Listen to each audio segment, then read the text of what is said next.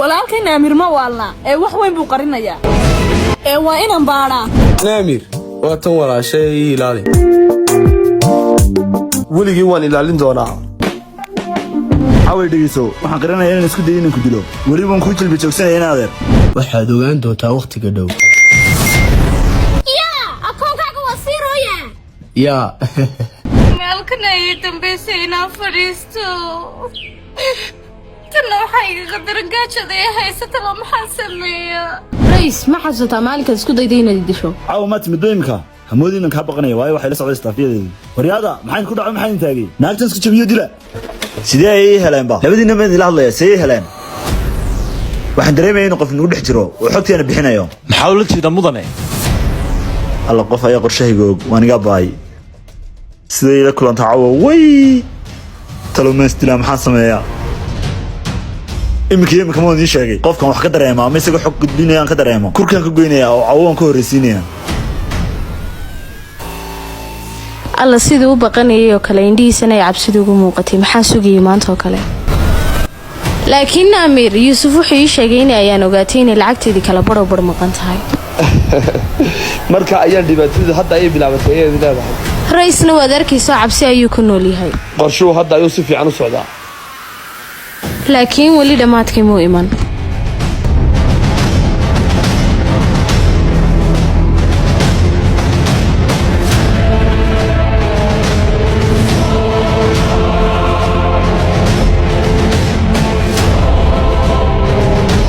ayaan iyo rays warqadan ayaan iyo rays ku qorantay maxaa meesha keenay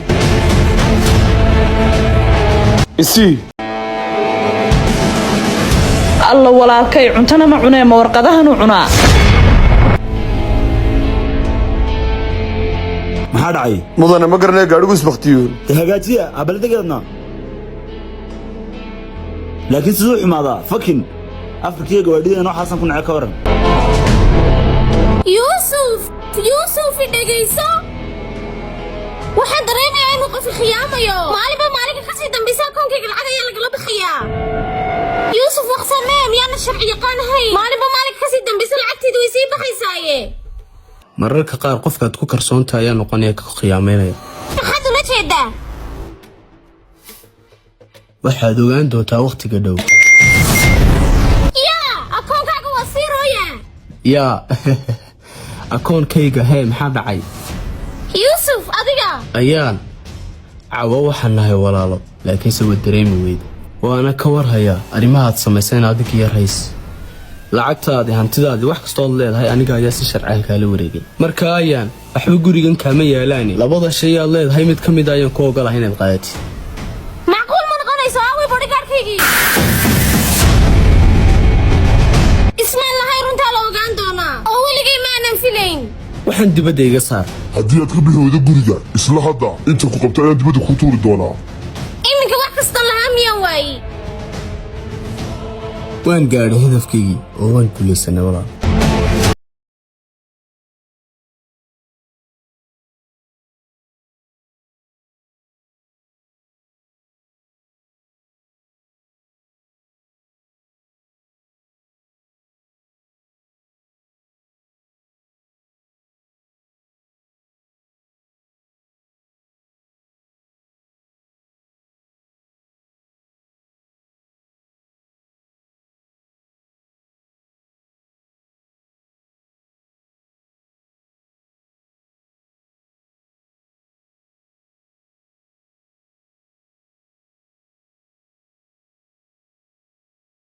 halkii maalintii aan warqada ka helay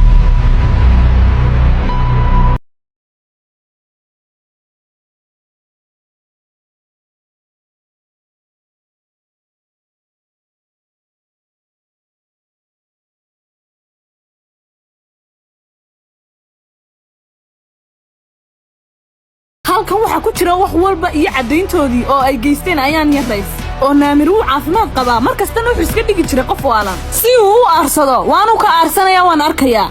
walaalkay waan hubay inuu mar uu ka aarsan doono alxamdulillaah hadduu walaalkay caafimaad qabo walaal guulaysan ku leeyahay dhibaato kasta cid kasta u geysteen ayaan yaraysku waad ka jari doontaa walaalkayow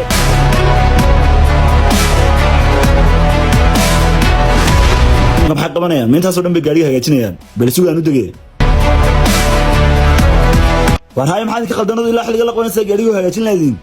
mudane wax maad u hagaagi lahayd fucking disgusting ma imkun buu xumaanaya waxaasan ku nacay gawadhida afrikaana ka waran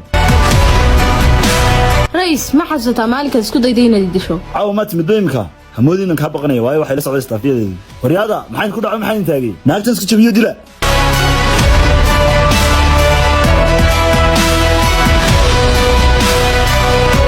الله وتعالى هوجي يمكن ما راعين بقى cabsidan maanta dareemaysa waa bilowga noloshaada cusub الله ينادر عاو maxaan ku sameeyaa oo digu cafinaysa maanta way ku dhamaatay balse haddaad doonaysa inaan ku cafiyo qiro wixii aad ugu samaysay oo dhan ma haddaad caawi cafiyayso oo diina xariisanayso wax walba diyaar baan u ahay caawi dhigayso waxaan qarinayaa inaan isku dayo inaan ku dilo weli waan ku jilbi joogsanaya in adeer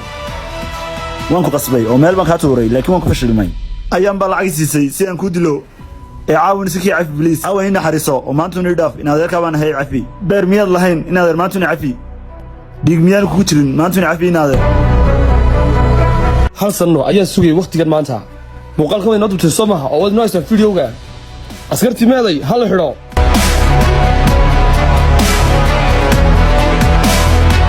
caawi maqal naan dhigayso waan qaldamo waan qirtay dadkan iga reeba alaw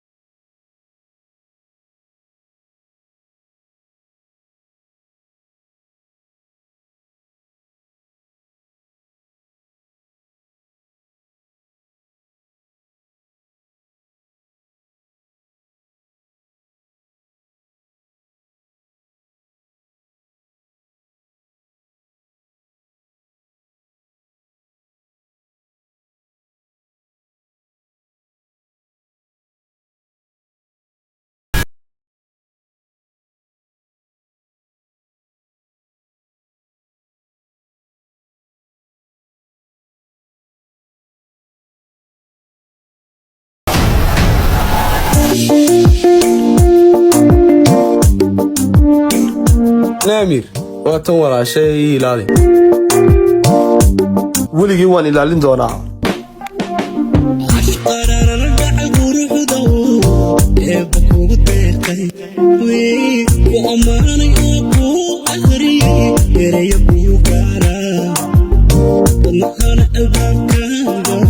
walaalkay naamir ma waalna ee wax weyn buu qarinayaa ee waa inaan baadhaa naamir waa tan walaashay ilaali weligii waan ilaalin doonaa caawi dhigayso waxaan qarinayaa inaan isku dayo inaan ku dilo weli waan ku jilbi joogsanaya in adeer waxaad ogaan doontaa waqtiga dhow yaa akoonkaaga waa sii rooya yaa meelkan ayay dambaysay inaan fadhiisto tanna waxaa igaga darangaajada ee haysata la maxaan sameeyaa rays ma xasuutaa maalinkaad isku dayday inaad disho caawa ma timid imka hamoodiinan kaa baqanaya waayo waxay la socday istaafiyadeedii waryaada maxayn ku dhacay maxayn taagay naagtan isku jabiyo dila